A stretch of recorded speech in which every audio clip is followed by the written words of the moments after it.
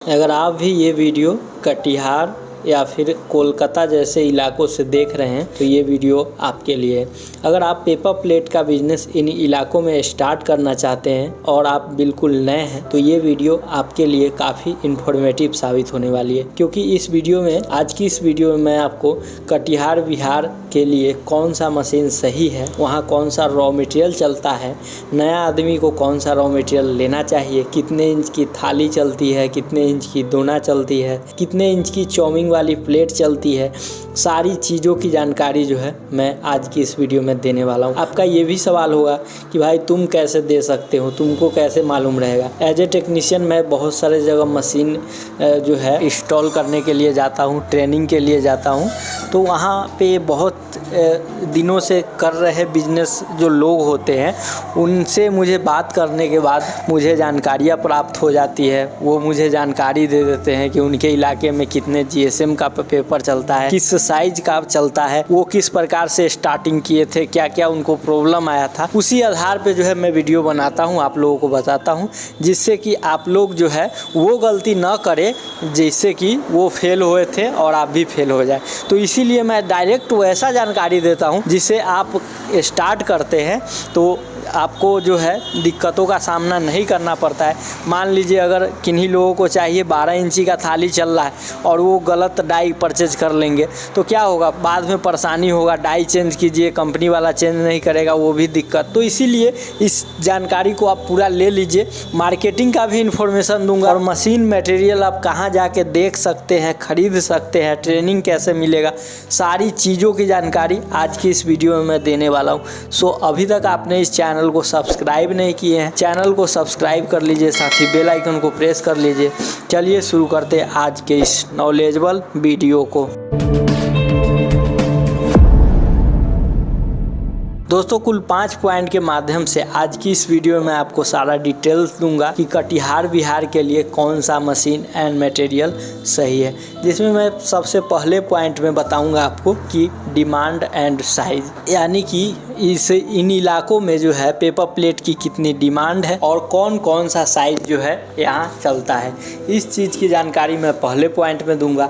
Second हमारा है machine और जगह, कि इस बिज़नेस को स्टार्टअप करने के लिए जो है मशीन कितने प्रकार की आती है और कौन सा मशीन के लिए कितना जगह चाहिए, कितना बिजली चाहिए और किन लोगों को कौन सा मशीन खरीदना चाहिए, इसकी जानकारी मैं दूसरे पॉइंट में दूंगा। थर्ड हमारा है निवेश, यानी कि इन्वेस्टमेंट, यानी कि जो मशीन आप सेलेक्ट कीजिएगा उस मशीन को और उसमें मटेरियल डाई को खरीद कर लाकर अपने घर तक स्टार्टअप करने में कितना खर्च लग रहा है, इसकी जानकारी दूंगा। साथ ही साथ अगर आप PMEGP उद्यमी योजना, किसी भी योजना के तहत अगर आपका लोन हो रहा है और लोन के लिए आपको कोटेशन की आवश्यकता है, बैंक आपसे कोटेशन की मांग कर रही है, तो वो कोटेशन आपको कैसे प्रोवाइड होगा इसकी जानकारी जो है मैं आपको तीसरे पॉइंट में दूंगा। हमारा चौथा पॉइंट है वो है खरीदने की प्रक्रिया, यानी कि इस मशीन को आप कहाँ जाके देख सकते हैं, समझ सकते हैं, बनते हुए मशीन और रॉ मटेरियल को देख सकते हैं, प्रॉफिट और मार्जिन को समझ सकते हैं,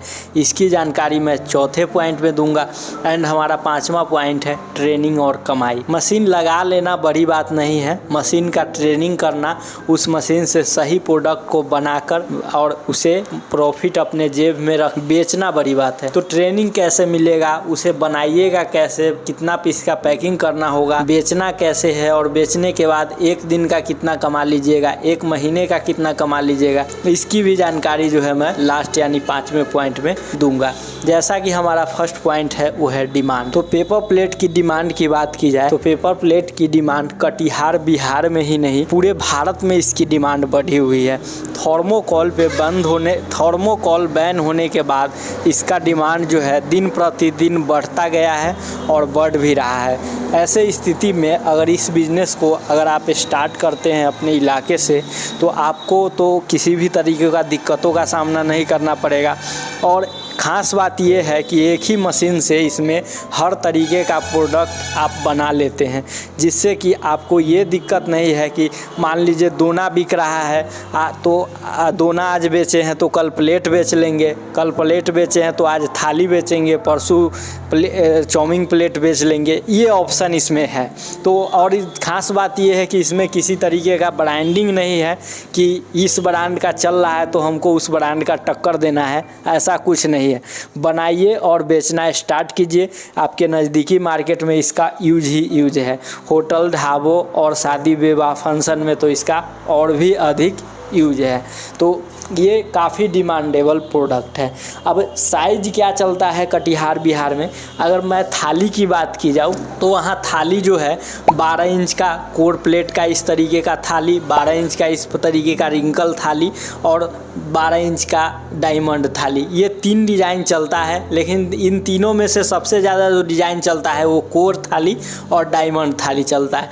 उसके बाद नाश्ता प्लेट में बात किया जाए तो 7 इंची का इस डिज़ाइन का कोर थाली और कोर प्लेट और इस तरीके का रिंकल प्लेट चलता है।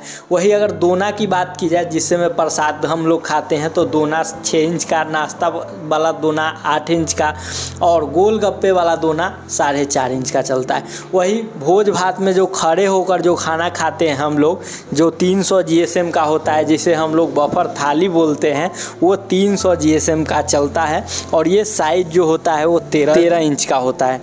तो ये कुछ आइटम है जो कि आपके मार्केट में यानी कटिहार के बिहार में चलता है। अब हमारा नेक्स्ट पॉइंट जो है वो है कि मशीन और लगाने की जगह। तो देखिए, सबसे पहले अगर मैं बात करूँ तो पेपर प्लेट और दोना थाली बनाने के लिए 2 प्रकार की मशीन आती है। एक आती है क्रैंक मॉडल की मशीन, दूसरी आती है hydraulic all in one. Crank model में केवल आप कोर आइटम का काम कर सकते हैं, जैसे कोर का दोना, कोर का प्लेट, कोर का जैसे गोलगप्पे वाला, ये सब बना सकते हैं। रिंकल इसमें नहीं बना सकते हैं। बफर बनेगा भी तो क्वालिटी अच्छा नहीं। कोई मशीन विक्रेता अगर आपको क्रैंक मशीन बेच रहा है बोल के कि रिंकल प्लेट इसमें बन जाएगा और 5-10 हज़ार के चक्कर में अगर आप फंस रहे हैं तो आप आगे चल के और भी बुरी तरीके से फंस जाइएगा। लेकिन इसीलिए ये जानकारी को आप हमेशा रखिए कि केवल अगर आपको कोर आइटम का प्रोडक्ट बनाना है तब आप जो है केवल क्रैंक मशीन को चुन सकते हैं। और सभी आइटम बनाना है, कोर आइटम भी बनाना है, डिजाइनिंग प्लेट भी बनाना है, बफर प्लेट भी बनाना है, तब आपको हाइड्रोलिक मशीन की आवश्यकता होगी। दोनों ही मशीन जो है सिंगल फेज इलेक्ट्रिसिटी से चलेगा, इसके लिए कोई भी 3 फेज की आपको ज़रूरत नहीं पड़ेगी। जगह की बात की जाए तो मिनिमम 10 बाई 10 या 10 बाई 5 का जगह आपको होना चाहिए। अगर निचली भाग में जगह नहीं है तो आप इसे छत पे भी आसानी पूर्वक चला सकते हैं। तो मशीन, जगह और बिजली के बारे में आप समझ गए। अब बात आती है निवेश, यानी कि इन्वेस्टमेंट इस बिज़नेस में हमें कितना लगने वाला है। तो देखिए, इन्वेस्टमेंट की अगर इसमें मैं बात करूं तो हाइड्रोलिक मॉडल से अगर कोई लोग स्टार्ट करना चाहते हैं, उनका कहना है कि हम हाइड्रोलिक से ही स्टार्ट करेंगे, हमको सब आइटम बनाना है, मतलब कोई ऐसा आइटम ना है जो अछूता रहे, मतलब कि न बने। तो सब आइटम बनाने के लिए आपको अगर single die single cylinder hydraulic machine लेते हैं जो कि मार्केट में लगभग आपको 90,000, 1,20,000, 1.5 लाख तक दिया जाता है। कृष्णा इंटरप्राइजेज में मात्र इस मशीन को गोदरेज या क्रम्पटन मोटर के साथ 85,000 रुपये में दिया जाएगा।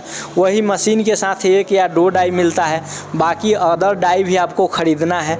मैं 15 से 20,000 मैं डाई का मान लेता हूँ, 15,000 रॉ मटेरियल मान लेता हूँ और 5,000 एक्स्ट्रा मान लेता हूँ, यानी 1,25,000 रुपये का इन्वेस्टमेंट आपका लग जाएगा अगर आप जो है all in one hydraulic machine से स्टार्ट करते हैं।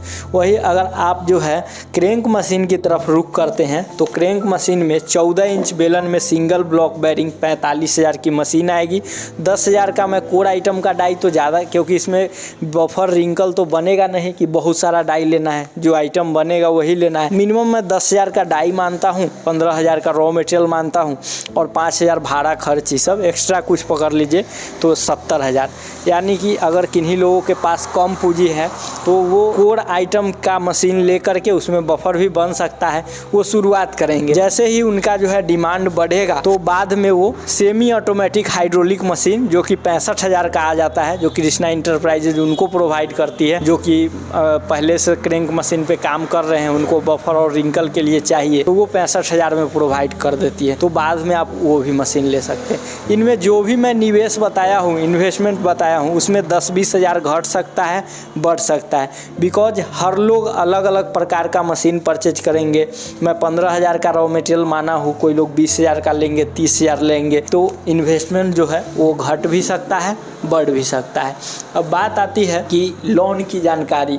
तो देखिए, अगर आपका PMEGP या उद्यमी योजना के तहत लोन हो रहा है, बैंक आपसे कोटेशन की मांग कर रही है, तो आप कृष्णा इंटरप्राइजेज से कोटेशन भी ले सकते हैं। वहाँ से आप जाके विजिट करके मशीन और रॉ मटेरियल को देखकर भी कोटेशन ले सकते हैं, या फिर आप जो है हार्ड कॉपी या फिर आप जो है व्हाट्सएप के जरिए भी कोटेशन वहाँ से मंगवा सकते हैं। तो इसके लिए वीडियो स्क्रीन पे जो मैं नंबर दिया हूँ उस पर बात कर सकते हैं। नेक्स्ट पॉइंट हमारा है खरीदने की प्रक्रिया।